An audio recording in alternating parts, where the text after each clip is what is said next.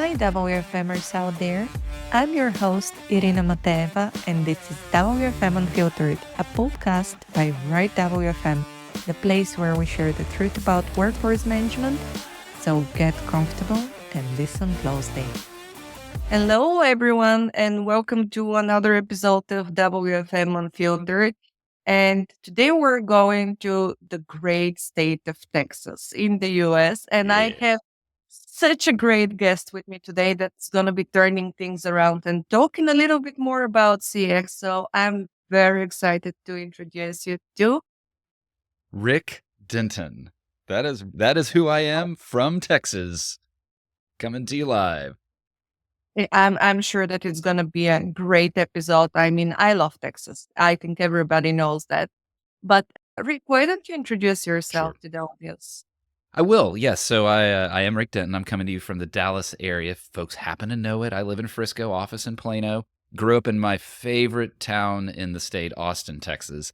So those of you that might have an image of Texas, make sure you've got that image including Austin, because it's one of the most beautiful places in the state and an incredible experience to have grown up there and certainly to go back and visit there. Arena, I'm currently the owner creator of, actually it's a podcast and media company. So my wife and I have a podcast that we do together called The Loud Quiet, about being empty nesters. And then you also know that my long running podcast, CX Passport, which has been going for about 4 years now, is a conversation about customer experience with a little dash of travel talk.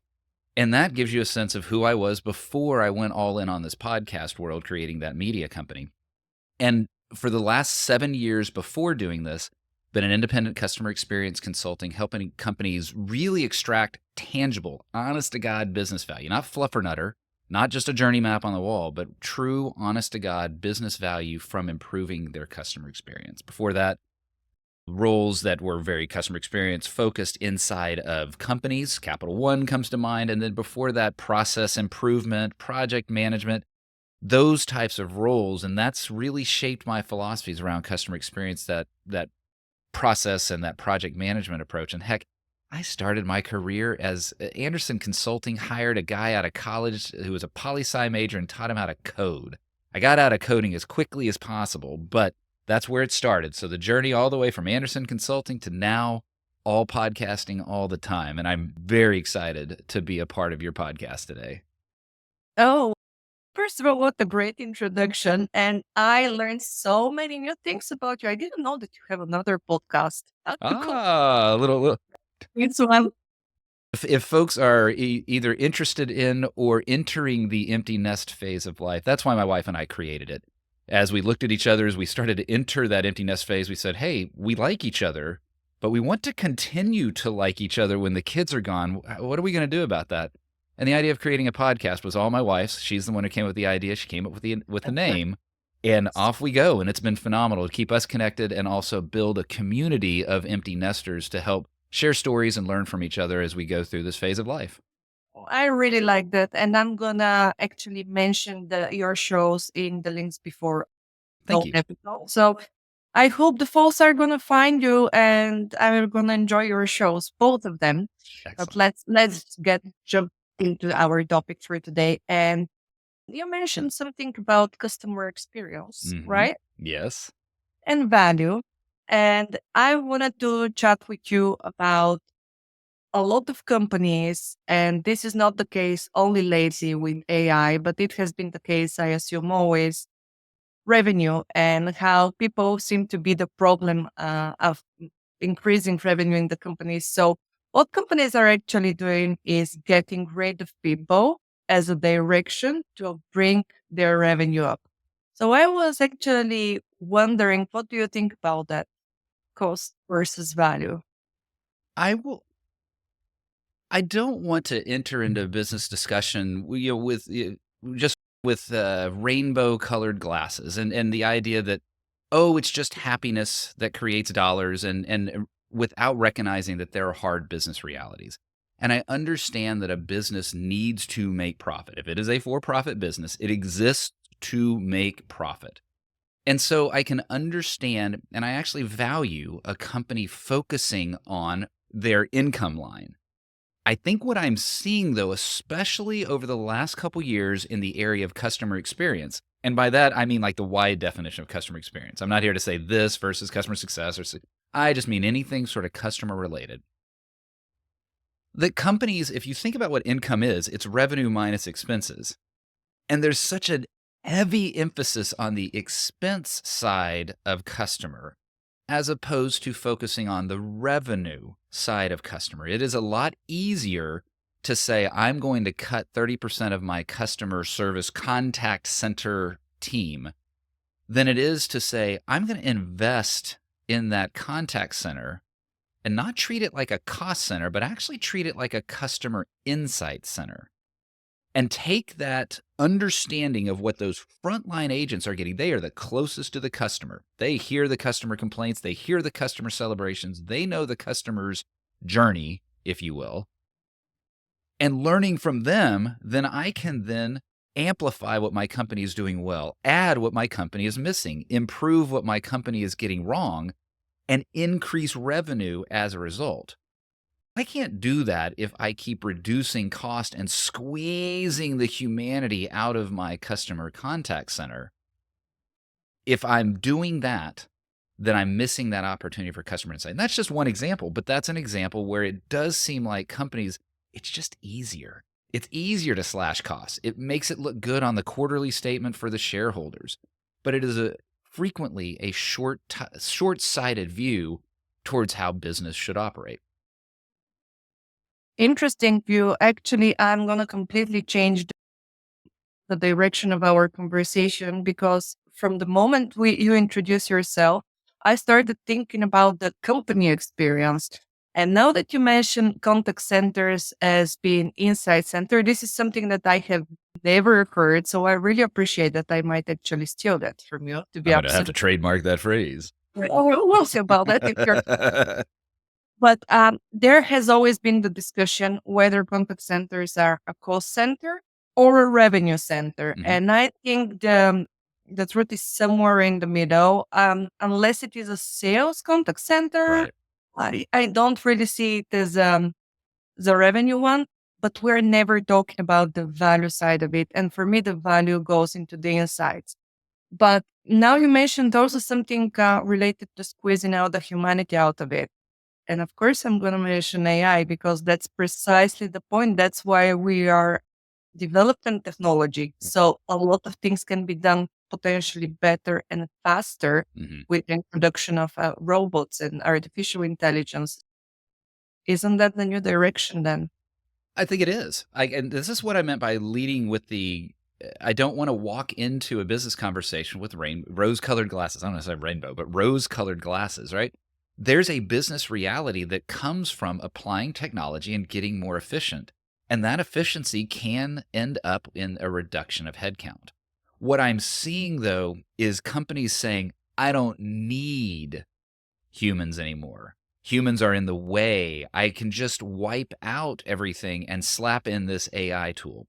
And I say that with a little bit of, I'm just describing the recent past, because I think the hype cycle has now come back to where it's a reality of, oh, wait, I can't just buy that shiny tool, turn it on, and suddenly get results. There's a lot of work that goes into it. And I am not an AI expert. There are plenty of those out there that can actually talk about what it means to get it right. But what I've seen is how you get it wrong. And that is assuming that you can just throw it in there and that your humans are no longer necessary. Whereas instead, the successes that I'm seeing are more around how can I amplify the humanity? How can I make an agent be able to spend more time engaging with a customer? Or agents are really good at this. They can discern whether a customer wants to connect and engage, or if a customer is just like, get me my issue solved quickly. AI can help with both of those because the AI can take away the mundane, the difficult, the research, and pop up the information available to the agent so that they can answer the question quickly. Or they can use their intelligence, their humanity to be able to build a deeper connection with the customer that could then result in deeper loyalty, increased sales, whatever that looks like in a business as they are viewing what their objectives for their contact center is. That's an interesting view. And I am very splitting the conversation about AI because I'm a huge fan of technology. Hmm. And I keep on saying technology has been around for a long time, artificial intelligence Yeah. included. And for me, the irritation with the whole conversation about AI is that a lot of companies are using it without specific examples. So they're just getting the buzzword and saying, we're going to save you millions and millions of dollars and pounds and blah, blah, blah by just Right. using AI, but we don't know how exactly. Second of all, is that there isn't a there isn't a connection in the process of, okay, there has been tool around for a long time, but we are not even using these tools properly. And now we're jumping ahead, like Right. skipping big parts of the journey, thinking that AI is going to be the solution to everything. And specifically talking about customer experience, and we had that conversation on the background. And sorry if I'm a little bit jumping here and there, guys. I'm just so tired and exhausted. Sorry, Rick, your head out with Hey, me. we're going to still have fun. This is all sorts of good. We're good. You got the Absolutely. energy. Yeah. Yeah. I mean, I have my coffee. I just have to start drinking it. There you go. So when we're talking about customer experience, for me, the huge disconnect comes from the fact that we're slapping all sorts of scores like customer satisfaction and net promoter score and this. And in my opinion, we're skipping the availability part of the customer experience and we're completely disregarding my area of Yes. expert, which is the Yes. workforce management. But I'm interested in discussing with you what do we mean by good customer experience? Because this, I feel it's one of the Ooh. areas where a lot of people are having opinion, Yeah. but I don't have very well thought out explanation about customer experience. I'm going to channel a fellow customer experience and process guy, Nick Zeisler. So folks, go check out his profile, his views on this.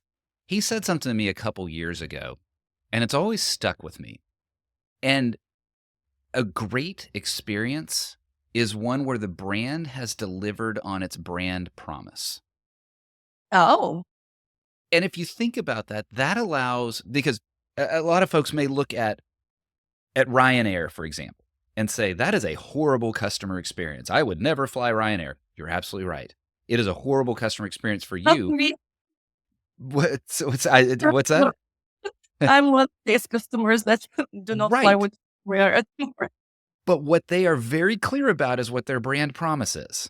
We are going to offer you a very inexpensive ticket, and we Mhm. may or may not get you to your destination on time. We may or may not get your luggage there. We may or may not have all sorts of upgrades available for you to pay for while you're there. But our brand promise is your ticket into the plane is going to be remarkably inexpensive. Now, compare and contrast that to the Ritz-Carltons of the world or the Qatar Airways or the Emirates, right? These luxury experiences, they are saying to you, you are going to have a luxury experience. And a successful customer experience is the delivery of that brand promise. And so it's not that a great customer experience is always the customer has to just be delighted and impressed and wonderfully ensconced in the highest world luxuries. A great customer experience is simply a brand says, I'm going to do this for you, and they But actually do it for you. Those two things go hand in hand to make a great customer experience. I really love that explanation. And this is making it very simple and very well understandable for everyone. But I'm going to be challenging you back. This is Yes. the brand promise. But there isn't a brand promise when it comes to support of the customer. And for me, this is a bit part of the customer experience. So I immediately started thinking about all the promises that our brands are making for their contact centers, for Hmm. example. Let's say that we're going to be replying to your email within 24 hours. If you're lucky, Right. maybe a single customer will receive that Right. answer. And isn't that a part of the brand promise then? I totally agree. I think it still fits inside of that definition. What I love is that you've expanded it. It expanded it into the sense of I'm describing that initial moment, but what about after the experience? How is it? How do they listen to me? How does a company listen to what I'm saying about my experience? How does a company listen to me when I have an issue? How does a company address me through the entire experience that I have with them? Absolutely, customer support is one of those. And there are brands who have gone out of their way to say, look, we are going to surround you not just with your upfront purchase, your upfront experience. We're going to surround you with a great experience post sale. And that's part of their brand promise. There is an automotive group that's located here in the North Texas region. I think they're also in other parts of Texas, and they may be other places, called the Sewell Auto Group. And you don't normally hear people say that auto dealerships are a positive experience, but they have built their entire brand, and regardless of which model of car, BMW, Subaru, Kia, whatever the model is, their entire sort of brand promise is around you're going to have a great experience. Your sales is going to be great. Your service is going to be great. Your if you have an issue, it's going to be repaired in a way that needs to be handled well. That's their definition. And so a brand can and should include customer service in their brand promise if they want to claim that it's part of their brand promise. Then you have airlines like one I won't mention, but they declared about a year and a half ago, they're like, yeah, we don't need human agents at all. We will eliminate, actually, wasn't human agents. We will eliminate our phone support. You cannot call us. They've declared it up front, so at least you know what that brand promise is. And if that's acceptable to you as a customer, then that's what you know going into it. Oh, wow. Okay.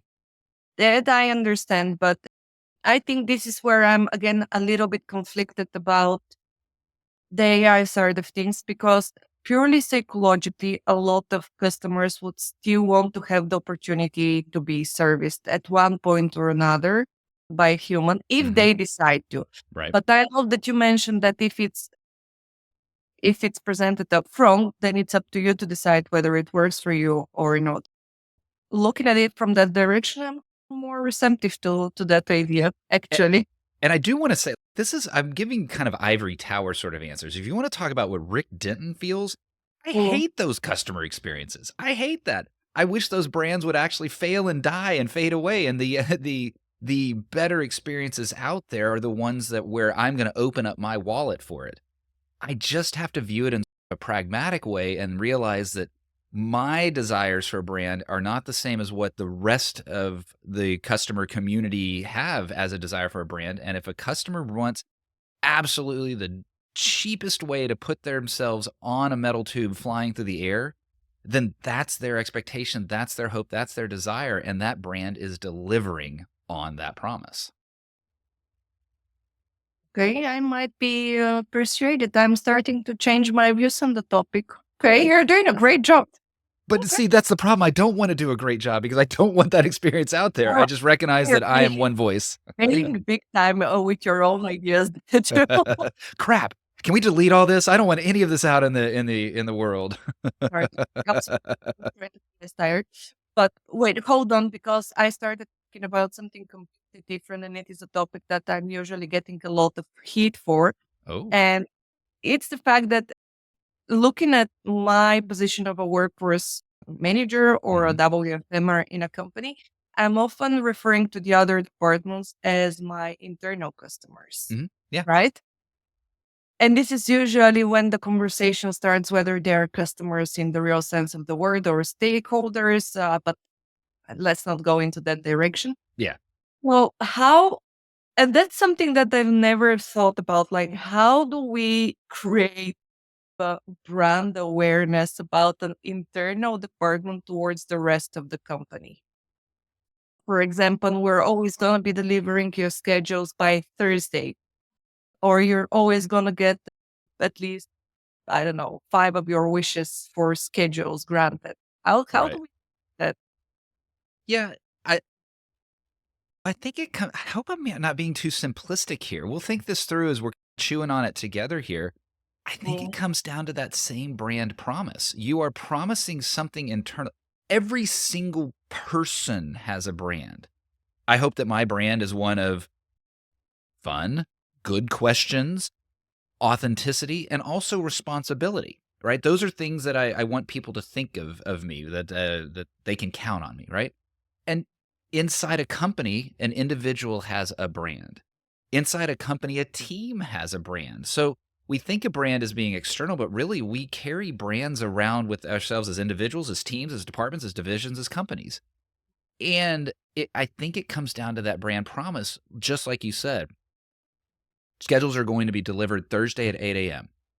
Okay, Mhm. great. And if the internal partner, if that doesn't work for them, what's a little different than an external customer is typically the internal partner doesn't have another option. So it Yeah. opens up, instead of, okay, I can just close my wallet and go to another internal provider. It doesn't work that way, but it does open up that doesn't meet our expectations. Let's work to reset your brand promise. Let's work to reset my expectations. And yes, that can involve corporate escalations and whatever that looks like. There are decisions, and that's why we have hierarchies to be able to make those decisions. But it starts with a commitment to a brand promise and the internal customer saying whether they accept that brand promise or not. Then it comes down to process and execution on actually delivering on that promise. Because there's internally, we've seen it, internal IT service help desks, right? How often have we had a struggle with that, in that something big blows up and there's an SLA associated with it, but that SLA then gets exceeded. And so it's that same kind of, we expect something, the process and execution to deliver that something, and that's what helps build that internal trust and that same customer experience relationship. So how do we start then? Whether we're talking about internal customers or external, because that's one of my other irritations when we don't know where to start from. We usually say we're going to be using industry standards, so we're going to be promising our customers the same that everyone else is promising them. I don't know that that's inherently the best way to start. If you don't know anything, right, then I guess maybe you start there. I would start with, who is your customer? Do you understand who your customer is? If you don't, I might start with the who. Then I might understand, what does that customer want? And then let that shape my brand promise. Or if I'm saying, look, I know that my customers love hot dogs, and that's what my customers want, and they're hot dogs. But you know what? I'm a French restaurant. I don't sell hot dogs. Then I need to reorient whether I'm going to find a new customer set or I'm going to adapt who I am. But it's really understanding who that customer is and what those customer desires are to help shape what your brand promise could and should be. Well, I am thinking a lot in the background because I'm using in my head all sorts of experience and examples of contact centers and specifically targets. And usually, targets are the way that we're creating our budget and how many people and how much of a headcount we're going to need in Mhm. order to deliver to those targets. So, this is the easiest ways that companies are doing it. But now I'm thinking that, again, that this complete disconnect of what you're mentioning about brand promise, because this is completely Mhm. unrelated to our brand promise. We're just thinking in the sense of, oh, you know what, we just need to make it as cheap as possible. How much money do we get? Okay, do something with that budget, Yeah. and we take it from there. And many companies, that's reality. I think a lot of times talking heads like me get on shows like this and we talk about these idyllic situations where it's, no, understand your customer and build your promise around that. A lot of times it is, hey, look, you get $100,000 to do this. And I think that it's incumbent on the team to explain, here are the trade-offs associated with that decision. We understand that $100,000, and whatever the number is, right? Of course, we understand that's what the budget is. And here's what is deliverable inside of that budget to deliver this level of experience for the customer while not sacrificing what an employee experience is. Oh, you want us to sacrifice the employee experience? Okay, here's the trade-off associated with that. Your retention rate is going to go down. Your absentee rate is going to go up. And helping to just present these conversations as trade-offs often helps expose what a dictate of a budget or a dictate of a policy or a dictate of a principle, whatever that dictate is, explaining how that affects the trade-offs associated with it, can drive the discussion to either, look, that's just the way it is. Okay, that's the way it is. And then that's what the company chooses to do, and that'll reflect their brand promise, or opens up a conversation around, how can we change this? This feels like the mature way to do stuff, but that's, again, as you mentioned, not the reality. And I'm starting to think that I don't think I have ever seen, at least in a contact center environment, the consequences of making a decision to cut the cost in order to show that your Right. profit is more, but seeing what the consequences is in terms of the business. Have you lost customers, right? Because Right. usually the way in the sense that we're thinking about it is how many customers you can handle in an hour, in a day, in a month. Mm. But don't necessarily know out of those customers, maybe we lost a bunch of them because, I don't know, we reacted too slow, or maybe we had too many inexperienced agents because our absenteeism or whatever attrition is through the roof. So I I'm just struggling understanding how do we go full circle in understanding the impact Yeah. on the customer with making these decisions. You're describing one of the biggest challenges, and that is being able to demonstrate the financial impact of customer experience decisions. All right. And a lot of times you'll hear that described as the ROI of CX, the return on investment for CX.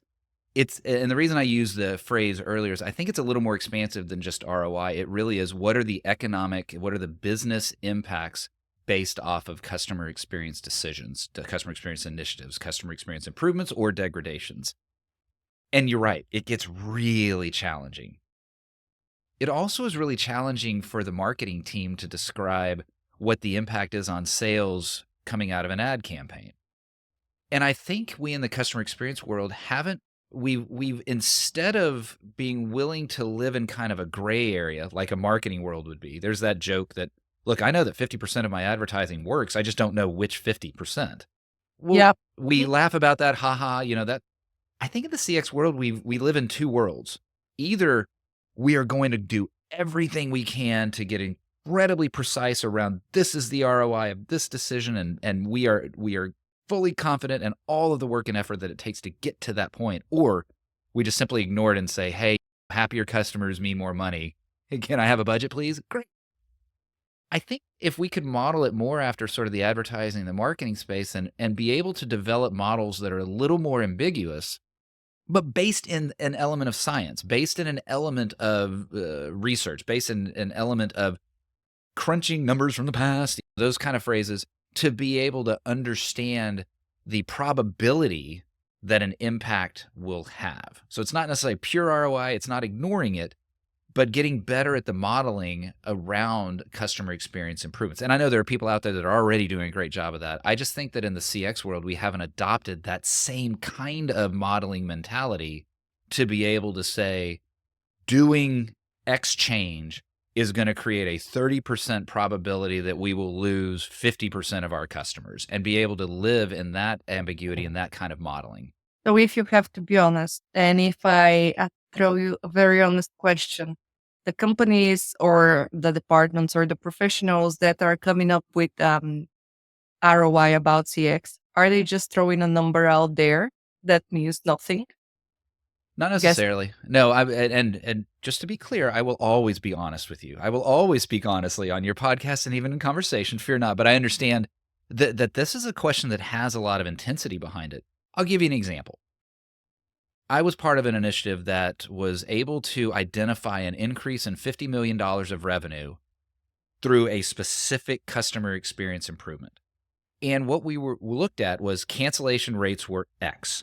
And if we were able to reduce cancellation rates by Y, that would create the $50 million revenue run rate. We looked and understood through voice of the customer, and I don't mean surveys, I mean really understanding what the customer's voice was telling us, why they were canceling. We then put in place improvements, process, execution, and process improvements to solve for the reasons why they were canceling. Cancellation rates reduced, thus more revenue. Now, someone could make an argument, Rick, that's not that precise. Cancellation rates could have improved just because there was a better economy. It was sunny that day. The branding was great. Absolutely. That's the ambiguity, though, that I think people have to be comfortable with. We set a target, reduce cancel rates will improve revenue by X. We understood why they were canceling. We improved the reasons behind that. The results showed, and we claimed that we delivered that revenue. I think living in that ambiguity is okay. I'm making the bridge with the conversation that a lot of WFM vendors are doing with ROI to their customers. And usually it's very, how do I put it politely? It's let's show you what we think you're gonna like. See, Sure.